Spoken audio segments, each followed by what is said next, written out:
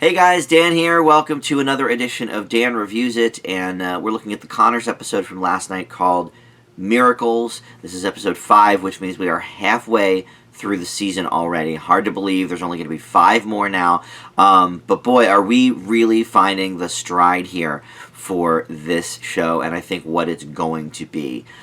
This is, the premiere was great just because it was so interesting to see how they were going to deal with everything. But this episode, I would say, other than like for stunt purposes, is the best we've seen so far. I thought it was great. This is the one that also I think maybe feels the most so far like old school Roseanne, and I'm not sure if that's because none of the little kids were in it and it was all about Darlene, Becky, Dan, and Jackie. Or not. I'm not sure, but I think maybe. So let's get into what happens in this episode. So Darlene, who was kind of always poised to be the head of the family once Roseanne passed, that was pretty evident from like the first episode, but the second episode on.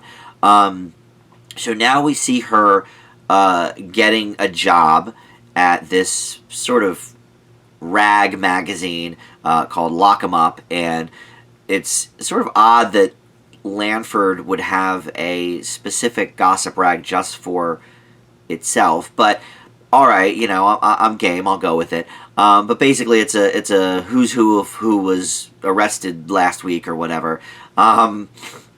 So she gets a job as a writer there, and she has a nice chemistry with the owner, or at least manager of the magazine, Ben, who is played by, I don't remember the gentleman's name, but he was the star of the show Living Biblically last year on CBS, and then before that he was the dad in The Real O'Neills.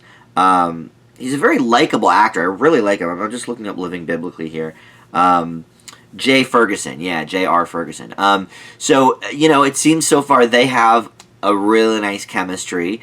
So it'll be very interesting to see where that goes for the rest of the season. And, I was thinking, too, some of the great, plot points or B stories have come out of the Connors' working environments, whether it was from the Lanford lunchbox all the way back to Wellman Plastics, or Dan's construction site, or whatever. So, I think it's really cool, and I hope that we see more of that moving forward. I hope we see a nice, maybe scene or two, every episode from the work site, from Lock 'em Up.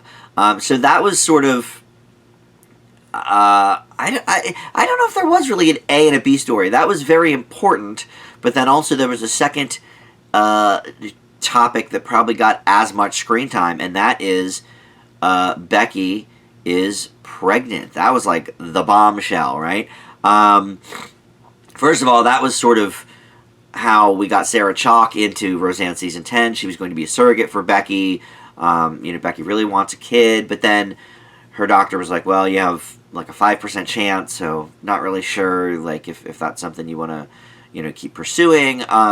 So Becky being Becky, she was just having some unprotected one night stand sex with several different guys at work, and she sort of narrowed down who the father was. It was really two guys, and one of them said he had a vasectomy, and gave Becky an opportunity for a great punchline there. But yeah, so she's pregnant, and that is sort of, I think, the basis for the title, Miracles, because back in the original run of Roseanne, The Miracle was the episode where Darlene gives birth to Harris. So, sort of, a callback, but miracles plural, because I think maybe they're sort of going with the idea, okay, well, it's also maybe a miracle that Darlene found this really solid job that she might be a good fit for, after struggling to find work for so long. So, maybe a double meaning, but I think it's definitely a callback to, Darlene giving birth in the 90s. So, that was really it. There was no subplot other than that. They both kind of had equal time. We saw Justin Long at the beginning. and there was a lot of humor there, mined from the fact that he's basically David Part 2, with his sort of submissive to dominant women side and all of that. So it doesn't look like we'll be seeing him again, but that's all right. He had a couple of episodes, and that's fine. Darlene, or I'm sorry, Jackie and Dan. No plot points this week, but just a lot of comedy. Dan tried to get pretty serious with Becky about the baby stuff, just saying, hey, I don't know if you really want to take the baby's father away from him or her, because a kid could use two parents, et cetera, et cetera. And he brought that up again towards the end, and so that it was a little serious, but as usual, it was mined with humor, So they had a lot of good. Jackie and Dan just had good back and forth in the beginning with the whole David stuff. The one thing I have to say, and I've been saying this since literally the premiere, I like the Gina character. I like her. They keep giving her a nice punchline, but here's the problem. We don't know her. I thought, okay, the first couple episodes, she shows up, gives her barb, and then moves on. And I liked that, but I hoped that would develop into some sort of a character other than just, sassy black woman comes in and delivers a line that, a burn to somebody and then leaves. I really would like them to explore the Gina character. Hopefully maybe that will be part of the back end of the season. I don't know. But I like the actress that portrays her. I don't know her from anything but this, but so far, she's impressed me with being able to keep up with this cast. So I like that. Just give her more stuff to do. Give her more lines. And maybe part of that is that, Michael Fishman is not a good actor, so they don't really want to give him much to do. And maybe they figure, well, they're kind of a package deal. Okay, but they don't have to be, I mean, he could be off doing something, and she could be at the house, whatever, taking care of Mary, or, having a discussion with Darlene, or whatever, you don't need the two of them to be a pair. And like I said last week with Lacey Goranson hitting her stride acting-wise, I'm sticking with it. I think she did another good job this week. I'm not sure how well the emotional scene with her went, where she was kind of crying. But the humor, I mean, her timing is back. Her punchlines are good. They're writing good stuff for her. So I've been enjoying that. So I guess the alcoholism subplot with her is maybe gone. I had hoped that they would delve into that a little bit more, but now that she's pregnant, there were a couple of alcohol jokes in the episode.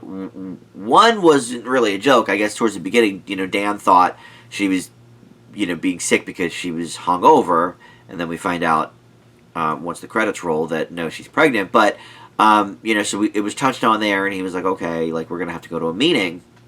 So all right, so that wasn't really funny, but it was commented on at least.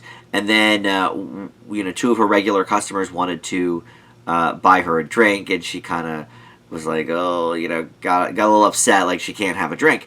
So I guess that's maybe the extent of exploring the alcoholism, is now she can't drink because she's pregnant. I don't know. The Roseanne mentions were very good. They were at a minimum. But again, I like that they continue to say, oh, well, me and your mom, did this, did it this way, said Dan, or whatever. When she was talking about, raising the baby herself and stuff. So it's I like that they're still sprinkling Roseanne in there in spirit. I really do. I think it's so natural for families to do that. The one thing I thought was maybe a little forced in this episode, though, speaking of natural, is the lesbian couple that came into Becky's restaurant. I don't know why I felt like that was so forced. Roseanne's always been about diversity, and certainly has had gay characters since, season 2 or whatever. You had Nancy, you had Leon, obviously, but I don't know. It's just something about it seemed forced to me. I don't know why it couldn't have been a straight couple. I mean, I know they want to take Becky's baby, because I guess they're having trouble conceiving as well. I mean, I guess from that standpoint, okay, but a straight couple could also have had trouble conceiving too. So I don't know. For some reason, I just thought, okay, I get it. We have to be diverse now, and especially after Roseanne's tweets and everything. But for some reason, it just felt a little forced to me. And if you don't watch the channel regularly, I'm gay, so I'm not saying like, lesbian characters are bad. Like, I don't care about that, but I just, in this particular instance, it just seemed a little forced. I don't know. But other than that, no, I thought it was a great episode. I thought it really had a good spirit of the original series. And like I said, maybe that is because none of the little kids were in it. It was all, Darlene, Becky, Jackie, Dan. That was pretty much it. So that may have been part of it. But I'm very excited to see where these plots go. More so about Darlene's job, I think, than Becky's pregnancy. But, that'll be fine, too. I guess I sort of just feel like we don't need another little baby on the show. Like, we already had a couple babies towards the end of the original run of the series. And as you could see, they're not even in the reboot. No one cared. No one misses them. Goodbye. So I don't know how I feel about Becky's kid moving forward, but whatever. But I'm definitely curious to see where Darlene's job goes. So, all right. Well, that's going to do it for me. I guess I should grade the episode, huh? Well, like I said, I think this is probably the best we've gotten so far this season, other than the premiere just having to deal with all of the Roseanne stuff. That sort of is its own. We sort of put that in its own category because it's almost a pilot in some ways, but in other ways, it was an episode that had to exist with these specific plot points. Roseanne is dead, the family is grieving. Here it's just a regular episode. So I loved it. So I'm going to give this one an A-. And here's to more episodes like this for the rest of the season.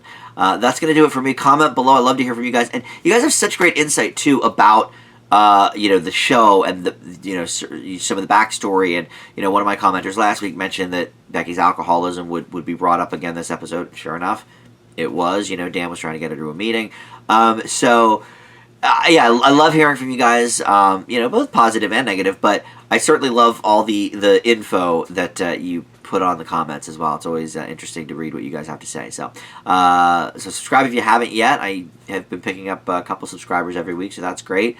And that's going to do it. We'll see you next time. Thanks for watching. Bye.